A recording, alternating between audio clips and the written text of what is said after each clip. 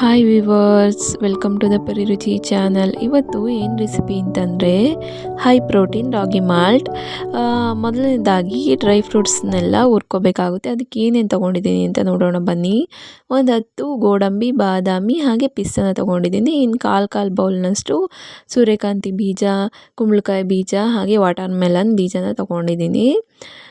ಮೊದಲನೇದಾಗಿ ಒಲೆ ಮೇಲೆ ಒಂದು ಬಾಣಲೆನ ಇಟ್ಕೊಂಡ್ಬಿಟ್ಟು ಅದು ಸ್ವಲ್ಪ ಬಿಸಿಯಾಗಿದ್ದಾದಮೇಲೆ ಅದಕ್ಕೆ ಬಾದಾಮಿ ಹಾಗೆ ಗೋಡಂಬಿನ ಹಾಕ್ಕೊಬೇಕು. ಫಸ್ಟು ಬಾದಾಮಿ ಗೋಡಂಬಿನ ಯಾಕೆ ಅಂತಾರೆ, ದಪ್ಪದಾಗಿರೋದನ್ನು ಫಸ್ಟು ಫ್ರೈ ಮಾಡ್ಕೊಂಬಿಟ್ಟು ನಂತರ ಸಣ್ಣದಾಗಿರೋವಂಥ ಡ್ರೈ ಫ್ರೂಟ್ಸನ್ನು ಹಾಕ್ಕೊಬೇಕಾಗುತ್ತೆ. ಯಾಕೆ ಅಂತಂದರೆ ನೋಡಿ, ದಪ್ಪದಾಗಿರೋವಂಥ ಡ್ರೈ ಫ್ರೂಟ್ಸ್ ಎಲ್ಲ ಮೇಲೆ ಬಂದು ಕೂತಿದೆ, ಸಣ್ಣದಾಗಿರೋದೆಲ್ಲ ಕೆಳಗೆ ಹೋಗಿದೆ. ಹಾಗಾಗಿ ದಪ್ಪದಾಗಿರೋದೆಲ್ಲ ನೀಟಾಗಿ ಫ್ರೈ ಆಗೋಲ್ಲ. ಹಾಗಾಗಿ ಮೊದಲು ದಪ್ಪದಾಗಿರೋ ಡ್ರೈ ಫ್ರೂಟ್ಸನ್ನು ಫ್ರೈ ಮಾಡ್ಕೊಂಬಿಟ್ಟು ನಂತರ ಈ ಥರ ಸಣ್ಣದಾಗಿರೋವಂಥದ್ದನ್ನು ಹಾಕ್ಕೊಂಬಿಟ್ಟು ಅದನ್ನ ಆದಷ್ಟು ಕಮ್ಮಿ ಉರಿನಲ್ಲಿ ಫ್ರೈ ಮಾಡ್ಕೊಂಡಿದ್ದಾದಮೇಲೆ ಅದನ್ನ ಈ ಥರ ಹರಡಿಬಿಟ್ಟು ಕೂಲ್ ಆಗೋವರೆಗೂ ಬಿಡಬೇಕು. ಅದು ಫುಲ್ ಕೂಲ್ ಆಗಬೇಕು. ಕೂಲ್ ಆಗಿದ್ದಾದಮೇಲೆ ಒಂದು ಜಾರ್ನಲ್ಲಿ ಹಾಕಿ ಪೌಡರ್ನ ಮಾಡ್ಕೊಬೇಕಾಗುತ್ತೆ.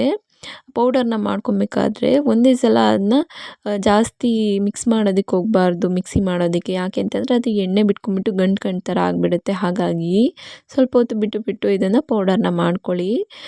ಪೌಡರ್ನ ಮಾಡ್ಕೊಂಡಿದ್ದಾದಮೇಲೆ ಒಂದು ಬೌಲ್ಗೆ ಟ್ರಾನ್ಸ್ಫರ್ ಮಾಡ್ಕೊಂಬಿಟ್ಟು ನಂತರ ಅದನ್ನು ಏನಂತಂದರೆ ಒಂದು ಏರ್ ಟೈಟ್ ಕಂಟೈನರ್ಗೆ ಹಾಕಿ ಎತ್ತಿಟ್ಕೊಳ್ಳಿ. ಏರ್ ಟೈಟ್ ಕಂಟೈನರ್ಗೆ ಬಾಕ್ಸ್ಗೆ ಹಾಕಿಟ್ಕೊಳ್ಳೋದ್ರಿಂದ ಬೇಗ ಹಾಳಾಗೋದಿಲ್ಲ ಒಂದು ಪೌಡರ್. ಹಾಗಾಗಿ ಏರ್ ಟೈಟ್ ಕಂಟೈನರ್ಗೆ ಹಾಕಿ ಎತ್ತಿಟ್ಕೊಳ್ಬೇಕು.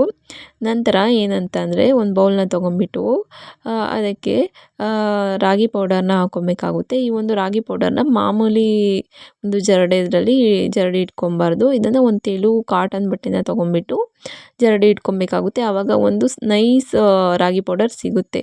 ಹಾಗಾಗಿ ನಂತರ ಏನಂತಂದರೆ ಇದಕ್ಕೆ ಒಂದು 10 ಸ್ಪೂನ್ ರಾಗಿ ಪೌಡರ್, 3 ಸ್ಪೂನ್ ಡ್ರೈ ಫ್ರೂಟ್ಸ್ ಪೌಡರ್ನ ಹಾಕ್ಕೊಂಡು ಮಿಕ್ಸ್ ಮಾಡಿಕೊಂಡು ಒಂದು ಬಾಕ್ಸಲ್ಲಿ ಎತ್ತಿಟ್ಕೋಬೇಕು. ರಾಗಿ ಮಾಲ್ಟನ್ನು ಹೇಗೆ ಮಾಡೋದಂತ ಅಂದರೆ, ಒಂದು ಪಾತ್ರೆನ ತೊಗೊಂಬಿಟ್ಟು ಅದಕ್ಕೆ ಒಂದು 2 ಸ್ಪೂನ್ ರಾಗಿ ಪೌಡರ್, ಡ್ರೈ ಫ್ರೂಟ್ಸ್ ಎಲ್ಲ ಮಿಕ್ಸ್ ಮಾಡ್ಕೊಂಡಿರ್ತೀವಲ್ಲ ಆ ಒಂದು ರಾಗಿ ಪೌಡರ್ 2 ಸ್ಪೂನು, ನಂತರ ನೀರು ಬೇಕಂದರೆ ಹಾಕ್ಕೊಳ್ಳಿ, ಇಲ್ಲಾಂದರೆ ಬೇಡ. ಅದನ್ನ ಒಲೆ ಮೇಲೆ ಇಟ್ಬಿಟ್ಟು ಒಂದು ಸ್ವಲ್ಪ ಹೊತ್ತು ಬಿಸಿ ಮಾಡ್ಕೊಬೇಕು. ಹಾಗೆ ಗಂಟಿಲ್ದಾಗೆ ಮಿಕ್ಸ್ ಮಾಡ್ಕೊಬೇಕಾಗುತ್ತೆ. ಹಾಗೆ ಕೈನೂ ಕೂಡ ಆಡ್ತಾ ಇರಬೇಕು. ನಂತರ ಸ್ವಲ್ಪ ಬಿಸಿಯಾಗಿದ್ಮೇಲೆ ಅದಕ್ಕೆ ಬೆಲ್ಲನ ಹಾಕ್ಕೊತಾ ಇದ್ದೀನಿ. ನಿಮಗೆ ಸಕ್ಕರೆ ಇಷ್ಟ ಅಂದರೆ ಸಕ್ಕರೆನ ಹಾಕ್ಕೊಳ್ಳಿ. ನಿಮಗೆ ಸ್ವೀಟ್ ಎಲ್ಲ ಎಷ್ಟು ಇಷ್ಟ ಆಗುತ್ತೋ ನೋಡಿ ಹಾಕ್ಕೊಂಬಿಟ್ಟು ಬಿಸಿ ಮಾಡಿಕೊಂಡ್ರೆ ರಾಗಿ ಮಾಲ್ಟ್ ರೆಡಿಯಾಗಿರುತ್ತೆ. ನಿಮ್ಗೆ ತೆಳ್ಳಗೆ ಬೇಕಂದರೆ ತೆಳ್ಳಗೆ, ಗಟ್ಟಿ ಬೇಕಂದರೆ ಗಟ್ಟಿ ನೋಡಿ ಮಾಡ್ಕೊಳ್ಳಿ.